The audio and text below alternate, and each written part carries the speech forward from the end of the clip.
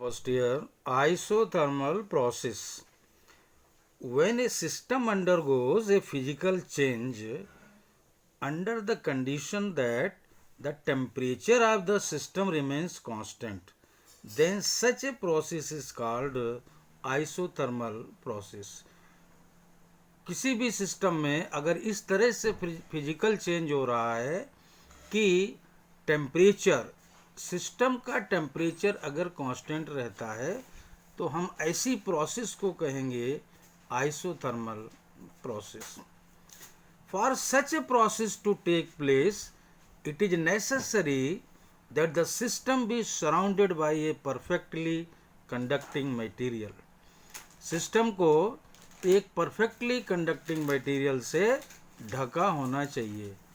Perfectly conducting material, so that any heat produced in the process immediately goes out from the system to the surroundings, or any heat absorbed comes from the surroundings into the system and the temperature of the system remains constant. तो ध्यान से देखिए, ये हमने यहाँ पर एक cylinder ले लिया है, इसमें गैस भर दी है, ये रहा पिस्टन और ये इस पर हमने वेट्स रख दिए हैं. एक बार फिर समझिए, आइसोथर्मल प्रोसेस किसको कहेंगे? ऐसा फिजिकल चेंज जिसमें टेम्परेचर कांस्टेंट रहे.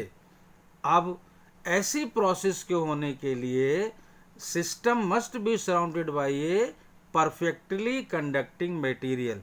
जैसे ही हमने मेटल सिलेंडर लिया है तो ये जो है परफेक्टली कंडक्टिंग मटेरियल का होना चाहिए, क्योंकि अगर इसके भीतर कोई हीट पैदा होती है तो तुरंत बाहर चली जाए. अगर परफेक्ट कंडक्टर है तुरंत बाहर चली जाएगी, और अगर कोई हीट बाहर से अंदर आती है तो any heat absorb comes from the surroundings into the system and the temperature of the system remains constant. तो परफेक्टली कंडक्टिंग मटेरियल का बना होना चाहिए ये सिस्टम जिसमें गैस भरी, यानी सिलेंडर जिसमें गैस भरी हुई है. एक्सपेरिमेंट देखिए आप. Suppose A gas is filled in a metal cylinder. ये मेटल सिलेंडर लिया क्योंकि ये परफेक्ट कंडक्टर है. Filled with air tight piston. ये पिस्टन है, this is piston. If we compress the gas by putting small weights one by one, ये ध्यान रखिए, one by one, अगर हम इस पिस्टन पर एक एक करके वेट रखते जाएं on the piston, then the pressure of the gas will increase slowly. तो धीरे धीरे गैस का प्रेशर बढ़ेगा and heat will be produced, और इसके भीतर हीट पैदा होगी. But since metal is a good conductor of heat and the pressure of the gas is being increased slowly, this heat goes out through the walls of the cylinder. तो ये heat जो है cylinder से बाहर चली जाएगी. Thus the temperature of the gas will not increase and change in pressure will be isothermal. अब जरा इसको फिर से समझिए. अगर हम एक छोटा सा वेट रख दें, गैस दबेगी.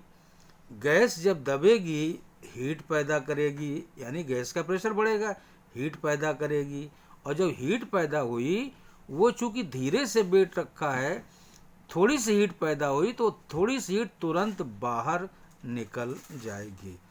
तो इस तरह हम ये कहेंगे कि जो प्रेशर में चेंज हुआ है, change in pressure will be isothermal. तो ये आइसोथर्मल प्रोसेस हो गई.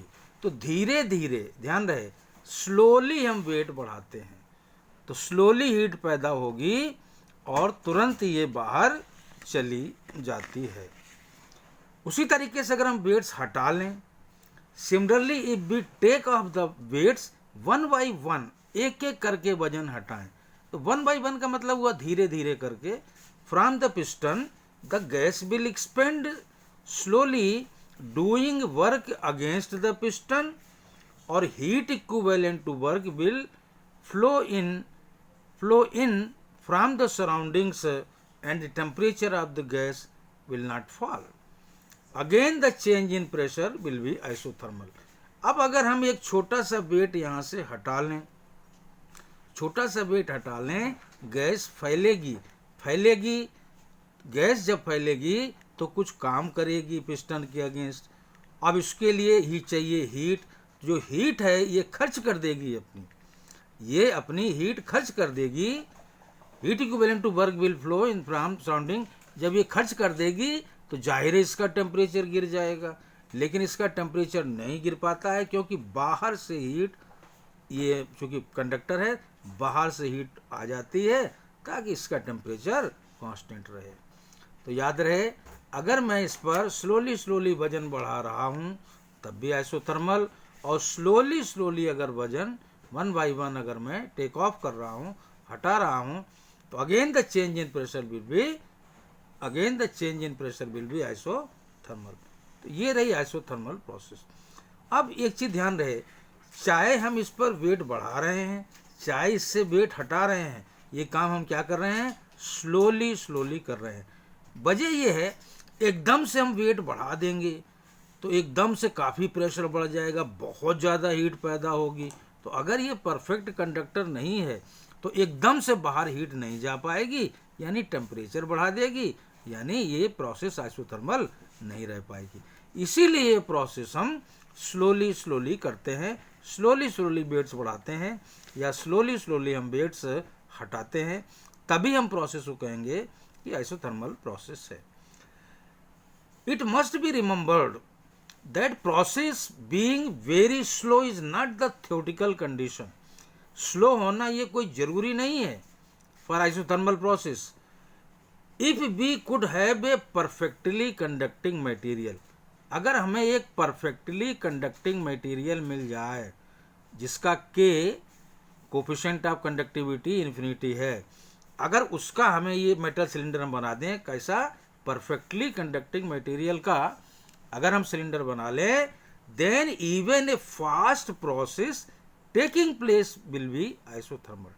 तो अगर फास्ट प्रोसेस अगर होगी तब भी वो, उसको हम आइसोथर्मल कह सकेंगे, बशर्ते हमारे ये काहे का बना हो, परफेक्टली कंडक्टिंग मटेरियल का।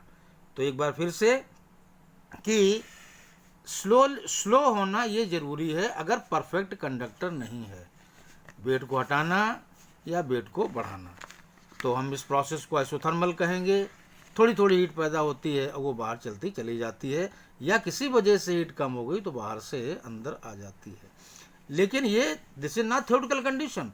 अगर मुझे परफेक्ट कंडक्टर मिल जाए तो उसका बना हुआ हो ये मेटल सिलेंडर, तो इवन फास्ट प्रोसेस भी अगर है तो उसको हम कहेंगे कि ये आइसोथर्मल प्रोसेस है। क्यों, एकदम से वजन बढ़ा दिया, एकदम से हीट पैदा हुई तो एकदम से बाहर भी चली जाएगी क्योंकि ये परफेक्ट कंडक्टर है। नाउ कुल मिलाकर, for an ideal gas an isothermal process obeys Boyle's law. इसमें बॉयल्स लॉ ओबे करता है, that is for a given mass of a gas at constant temperature T, PV is equal to constant. तो isothermal process में ये condition hold करती है।